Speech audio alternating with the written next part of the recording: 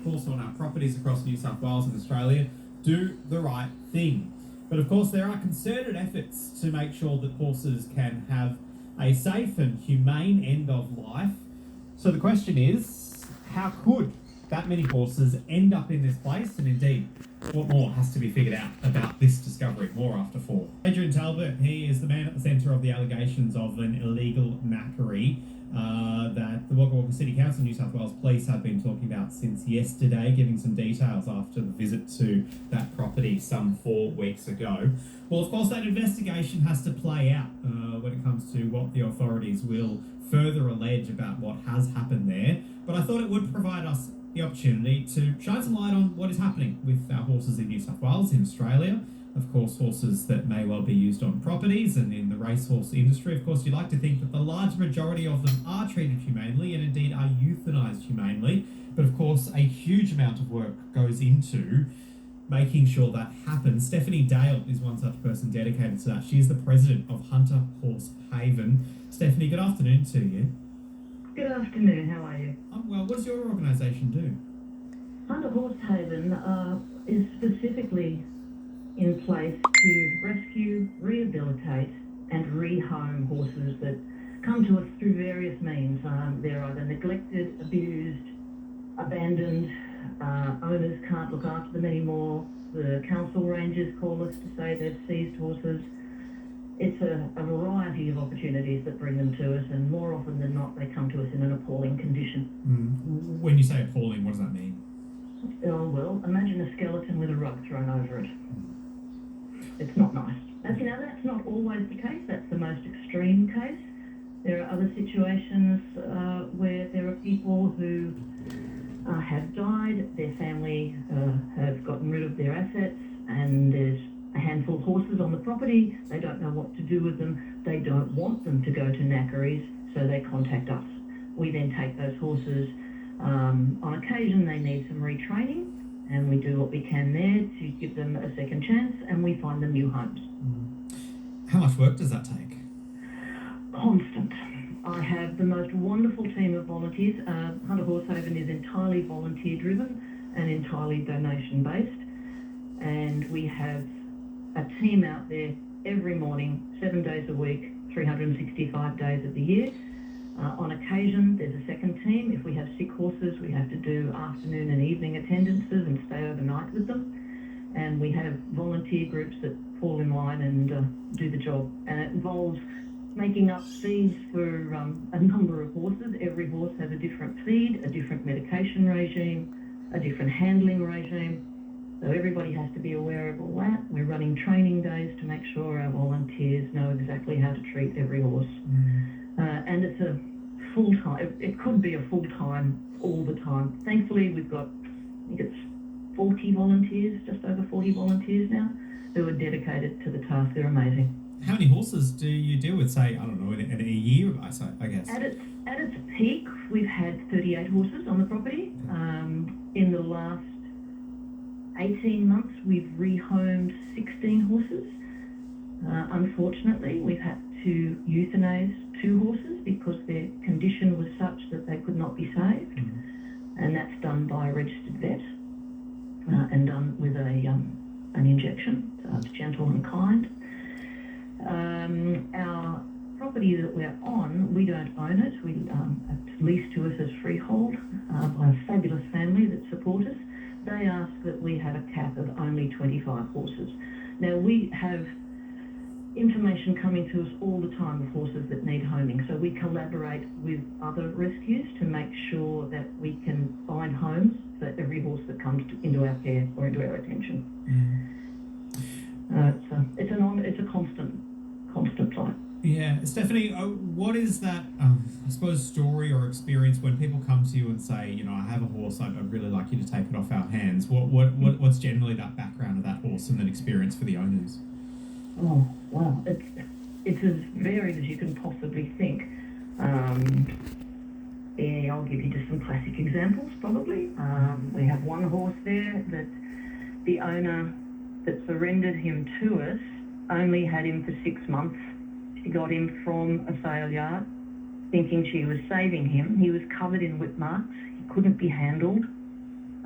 he was a handful. She thought she'd be able to manage him. She had 2 trainers come in. She couldn't manage him, so she rang us.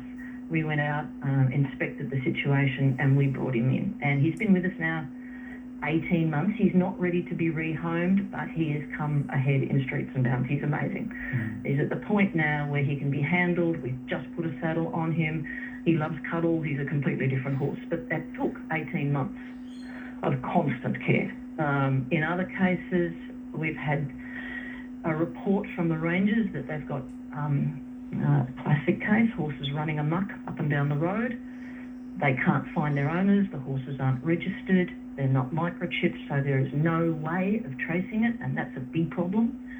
So they came to us, and then we rehabilitated them. Those horses were seriously malnourished. We rehabilitated them, and they are now both in forever homes, which is great. Do you charge a fee to take the horses? No, we ask for a donation, but some people can't. In the situation where you've got people, and it is happening more and more, people just can't afford to keep their horses, and they're still a love of their life, and they don't want them to go to online auctions, because mostly now the sale yards are hard to come by. And at a sale yard, the doggers will buy the horses for a pittance. And now most of those sale yards have closed horse sales. And the horse sales are happening online in Facebook groups, on Gumtree.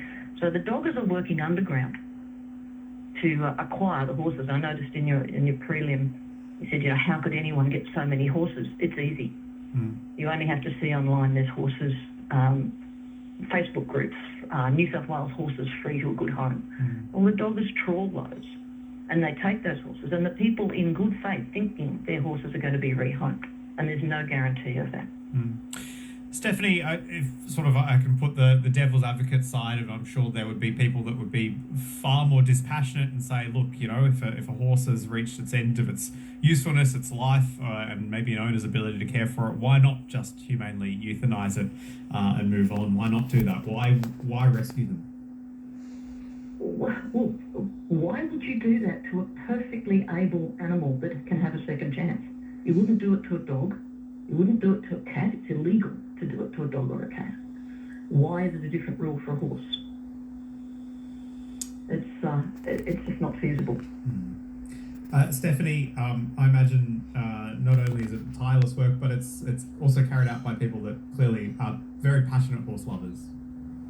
Our volunteers are all passionate. They come from all walks of life. We have people who have been owners of horses in their past and just want to stay connected with the horse world. Others who have never had a horse, never had any experience with a horse, and always wanted to.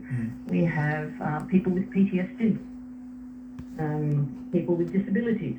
We have people come out with an NDIS carer so that they can have one-on-one time with a horse, just to give them some joy. We rescue humans as well as horses. Yeah, wow. Obviously, as I say, what's happened in Wagga Wagga, the authorities have to continue that investigation. I know that in the past there have been various working groups to look at the idea of a national horse traceability register. I don't know if you think that that's a useful thing, or if there is some kind of policy approach we need to take in the future so that we know where horses are going, where they're ending up, and wherever that is, it's a humane sort of next stage of their life or indeed end for them. Absolutely. I mean, we would like to see a registration of all horses.